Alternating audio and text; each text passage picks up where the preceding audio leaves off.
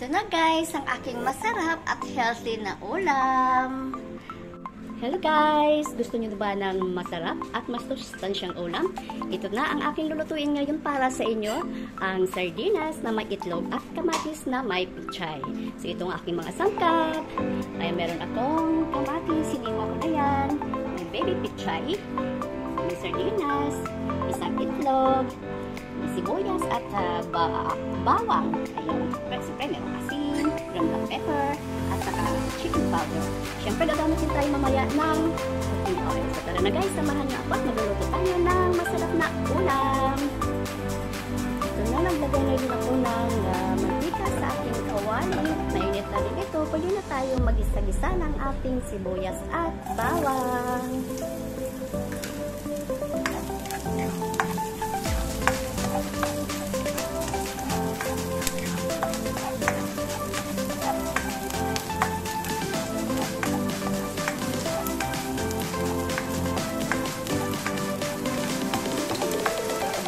Natin ang ating sibuyas at bawang. Pwede na rin natin ilagay ang ating kamatis.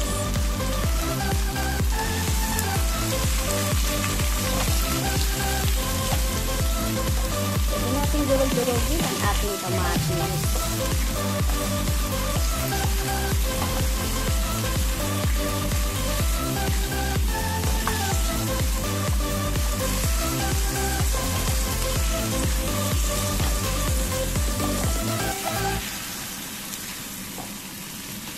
Pwede na natin ilagay ang ating sardinas.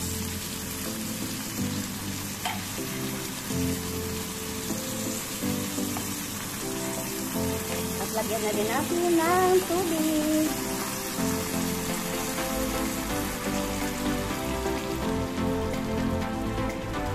Ayan na po, antayin na natin na kumulo bago natin ilagay ang ating pechay. So lagyan na rin muna natin ito ng asin. Mintahan na muna natin paminta,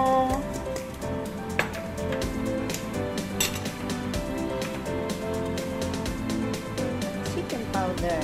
So pintado na yan.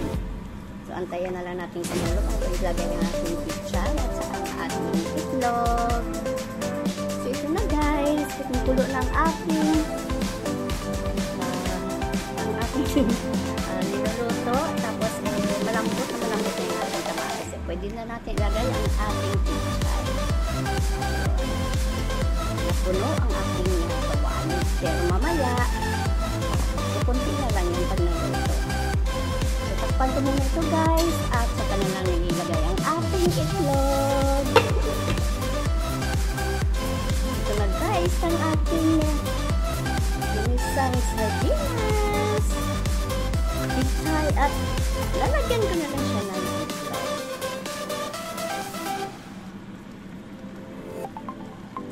Ayan.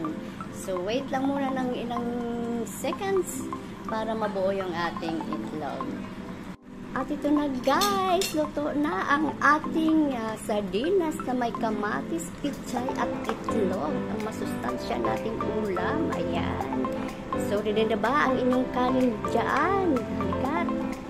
Halina kayo at samahan nyo na ako at kakain na tayo.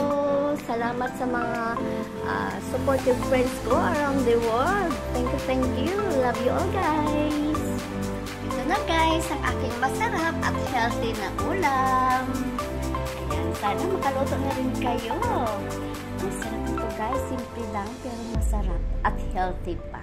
Salamat sa support guys. I love you all and God bless.